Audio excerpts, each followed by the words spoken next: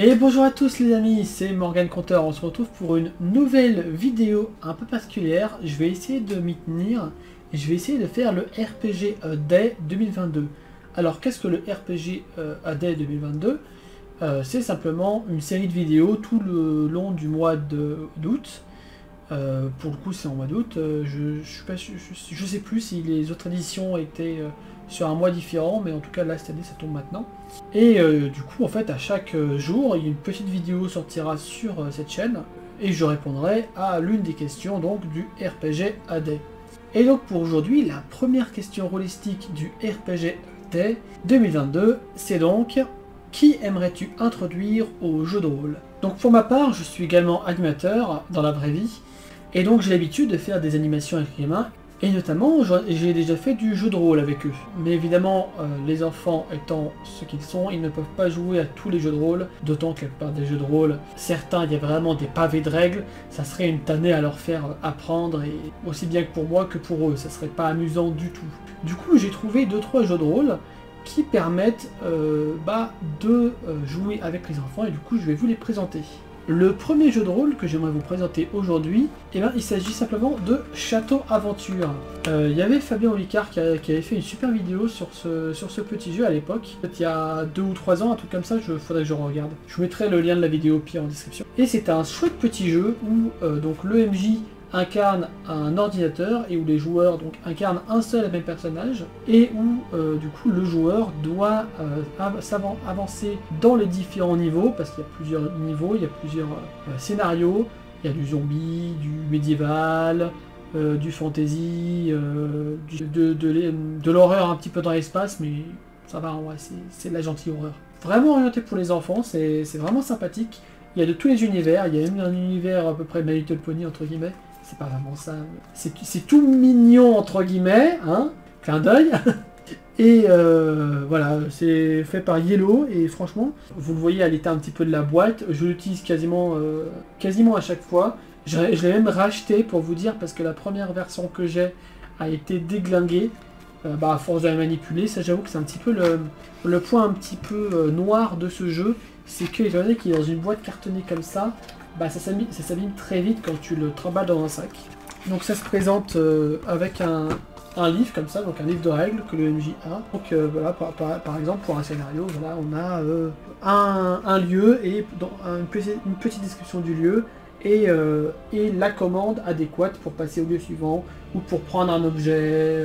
Un petit peu comme les jeux vidéo des années 80 et tout ça, peut-être un peu même avant, sur ordinateur, où il fallait écrire par exemple avancer droite ou prendre bougie pour faire l'action tout simplement. Donc vraiment très intéressant, c'est livré avec les maps en fait, ça c'est la première, Château Aventure, voilà, que j'ai faite une centaine de fois. Et donc voilà, hein, c'est hyper simple, hein. Voilà, on commence à la hutte. Et le but final, c'est de s'asseoir sur le trône en passant par plein d'étapes. Voilà, c'est ce genre de petit gameplay hyper basique, mais pour les enfants, c'est ultra cool. Et il y a différents niveaux de difficulté. Il y a vraiment différents niveaux de difficulté. Et vraiment, c'est super chouette. Le seul bémol que j'aurais à dire sur ce jeu, c'est au niveau de... en fait, il faut aller sur le site directement pour avoir des petits objets comme ça, en fait, c'est beaucoup plus visuel pour les enfants d'avoir des petits objets comme ça en papier. En fait, sur le site, alors c'est gratuit pour le coup sur le site, heureusement. Il y a juste à imprimer le truc et à découper. Et moi, je les ai plastifiés histoire d'être sûr. Et du coup, je les ai tous rangés dans une petite boîte. Alors du coup, j'ai dû acheter la boîte. Ou alors peut-être que je l'avais déjà, je sais plus. Mais voilà. Allez, instant explication. Oui, ça c'est simplement des dés, hein. On n'a pas besoin de dés pour le jeu, hein, mais c'est juste que je les range ici aussi.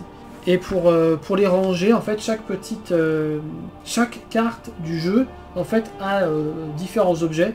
Et du coup, je les range dans des petites boîtes faites en origami, hein, tout simplement. Hein. Hyper simple.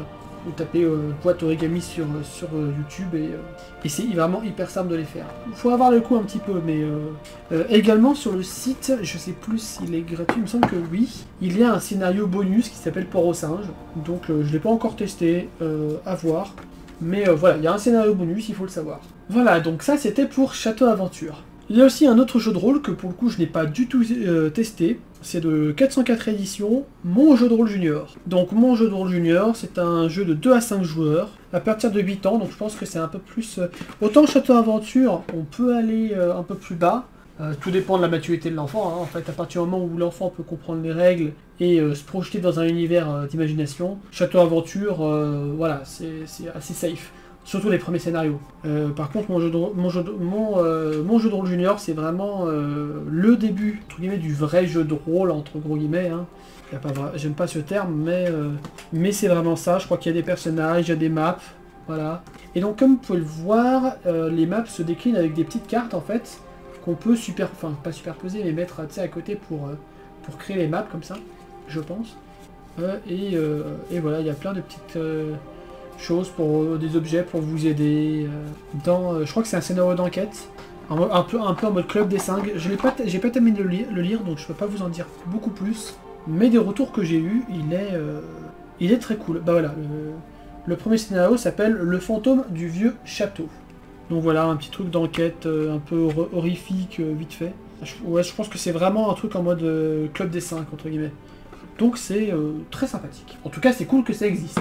Et pour terminer les jeux de rôle pour enfants, alors c'est pas réellement un jeu de rôle, mais ça reste dans la vibe ludique, car il s'agit des Story Cubes. Alors il y en existe des dizaines, je sais pas exactement combien il en existe. Donc là j'ai la version fantasy et action, mais il existe plein de thèmes et c'est simplement des dés en fait, avec différentes petites faces, voilà, avec des petits dessins sur les faces, voilà. On lance les dés et suivant sur la face sur laquelle on tombe, on commence à raconter une histoire. Ça peut être très bien, parce que par exemple on veut écrire, je sais pas, mais même si on veut faire un scénario de JDR, un petit scénario one shot comme ça, en mode fantasy, mais voilà, on lance des dés, hop, là j'ai un troll, j'ai un village, le troll va attaquer le village, j'ai un trident, le trident ça va être l'objet que les héros vont devoir trouver pour battre le troll. Voilà, c'est un truc classique, hein, mais ça peut toujours aider, et ça permet de faire ça de manière aléatoire. Je pense que c'est assez rigolo pour les rôlistes que nous sommes. Voilà, ce premier épisode du RPG Day 2022 est enfin terminé pour moi, et je vous retrouve donc demain pour la question numéro 2, Peace and Dream.